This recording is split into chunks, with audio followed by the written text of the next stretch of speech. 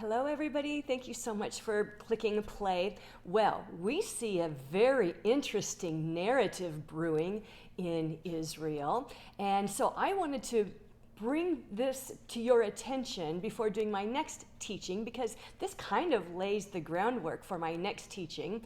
But, could it be we have one of the new witnesses, a possibility, who's in training? He doesn't know he's going to be a witness. He's not saved yet, but there's a person that's come on the scene in Israel that looks to me like he could be a good qualification for one of the witnesses. But before I introduce you to him and have you praying for him, I want to show you one of the narratives that their rulers are starting to lay the groundwork for.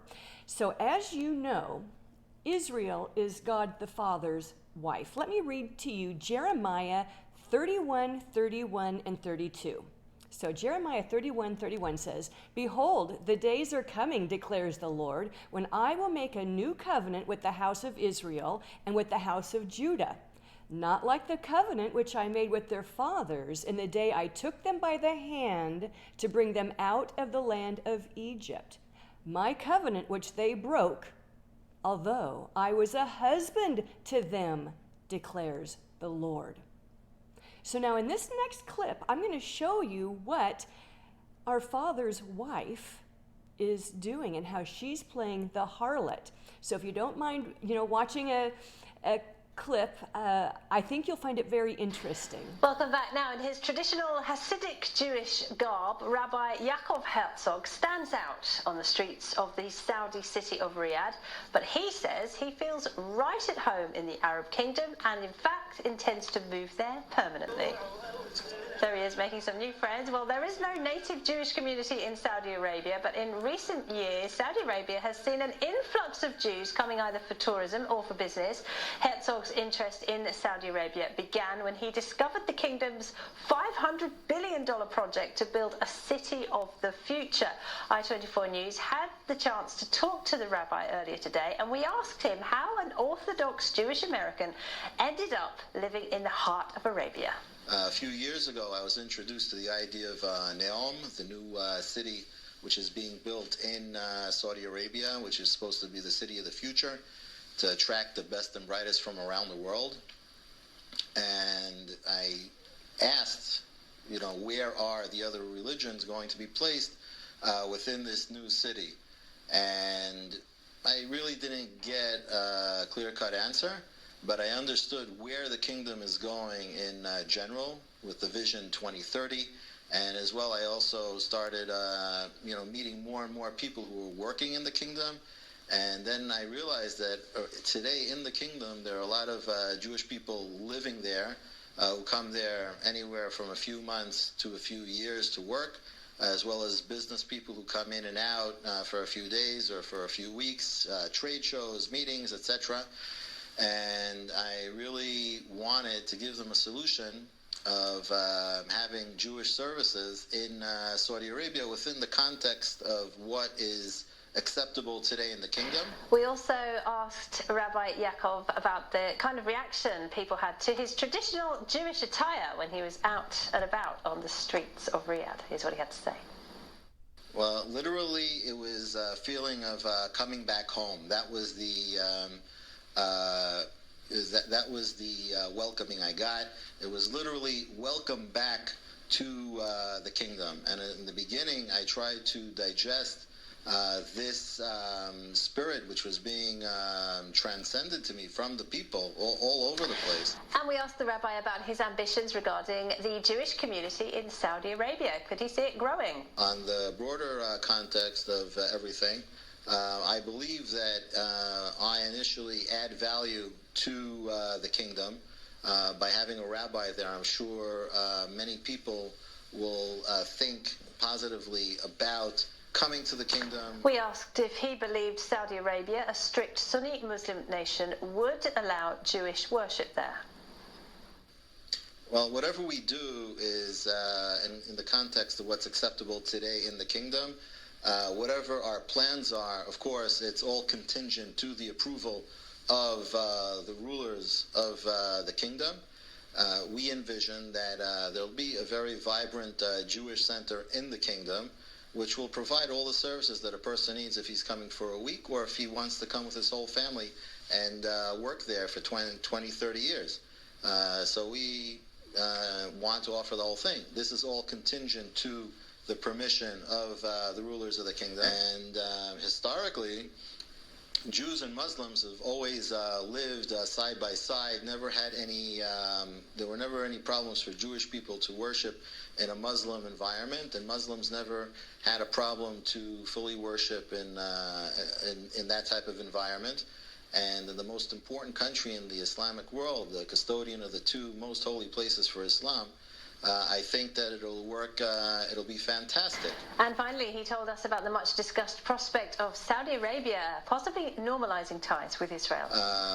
The leaders who unified the kingdom basically brought the law of Sharia into a very, very orderly context. They have their courts of law, and everybody knows if they have a problem, they come to the court. And you don't take an initiative on your own to enforce anything. If anything has to be enforced, it's going to be the kingdom, it's going to be the court who's going to do the enforcing, and that created one of the most safest environments in the Middle East that we have today. And it's also because the way they were able to interpret the Sharia law, and that we have our court of law, which actually is a Noahide law. It's one of the 7 Noahide laws to have courts of justice, and the court has to be able to enforce. So that's something which is very important, that have a very orderly way of doing things, and everybody knows that, and you don't break the law. Okay, now, since we know that Israel and the USA are joined at the hip, we're going to watch another very short clip showing what's going on in the USA to also promote this narrative and get this one world religion going and this one world economic system and this one world political system going. So just take a few minutes and watch this. Including what he really believes America should turn into, a theocracy. Let's watch. And they're talking about the United States of America. Talking about the United States of America, because when Matthew mentioned it in the Bible, he wasn't talking about the physical ground that he was on. He was talking about something in the distance. So if we are going to have one nation under God, which we must, we have to have one religion, one nation under God and one religion under God. Okay, now let me read an article from Israel I-365 News.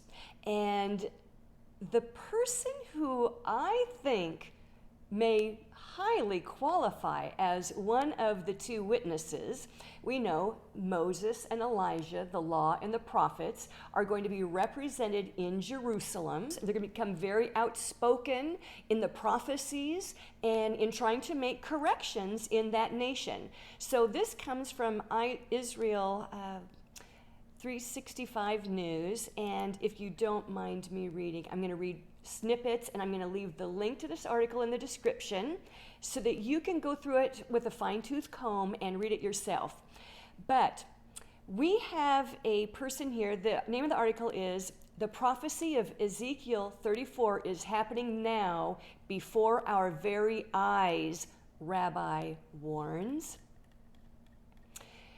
So the article starts out, a rabbi who has recently gained notoriety for combating what many are calling medical tyranny recently published an article explaining the current globalist plan through the lens of the Bible.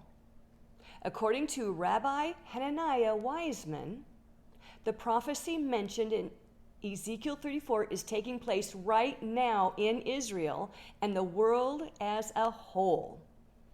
In Chapter 34 of Ezekiel, Hashem castigates the shepherds of Israel for pasturing themselves while neglecting the people, Rabbi Wiseman explains. Hashem then promises to gather his flock from their lands of exile and return them to Israel, where they will settle in fertile dwellings. And then he quotes Ezekiel 34, verses 2 through 5. So you can read through that.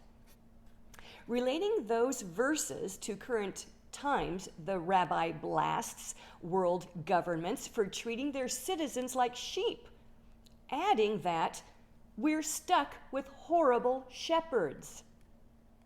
If there is any government in the world that isn't controlled by globalist gangsters, they're working on it. So Rabbi Wiseman explains how in Ezekiel, God castigates the shepherds of Israel for pasturing themselves while neglecting the people.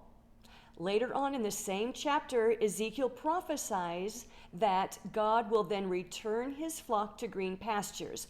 Then he cites Ezekiel 34, verses 12 and 13. But he goes on to say, but in case anyone thinks that those passages are a happy ending, the rabbi points out how later in the chapter, the fat sheep again ruin the fresh water God provides the less powerful sheep. And then he quotes Ezekiel 34, verses 18 and 19. Following these passages, God promises to execute judgment between the fat animals and the lean sheep that were scattered and whose water they contaminated. Following this judgment, God then rescues his flock from them and eventually establishes the Messiah to shepherd his flock. The rabbi goes on to say, this prophecy has been partially fulfilled in our time, Rabbi Wiseman explains, noting how during a 2,000-year exile, Israel was desolate and under foreign occupation. But since 1948, millions of Jews have returned to their homeland, which blossomed for them as it did for no one else. Okay, so I'm going to let you just read the rest of the article on your own, but now let me show you who this rabbi is. His name is Rabbi Hananiah Wiseman. Now, something interesting about Rabbi Wiseman is an alternate spelling of his name would be Hananiah. One of our team members, Kareem, pointed this out and noticed that, Hananiah, well, we would recognize that name. That was one of Daniel's companions who served in the king's court with him. Okay, so I just wanted to kind of show you what's going on in the land of Israel, Saudi Arabia, the kingdom, as they keep calling it. What's going on in the USA, and now how we've got a relatively young man that is standing up and making some noise, and he very well could be, maybe someday soon, finding his Messiah, Yeshua, Jesus Christ. If so, he could be one of the two witnesses. I don't know, maybe you can tell, would he be representing the law or the prophets? I kind of have some thoughts on that, but I'll let you share them if you have some thoughts on which of the two witnesses he would be representing. And I realize if this is not one of the two witnesses, I think God is letting us see kind of how that would come about, how two people could come on the scene and start their ministries. So it's just a little heads up. All right. Well, I'll talk to you guys later. Thanks for watching. Bye.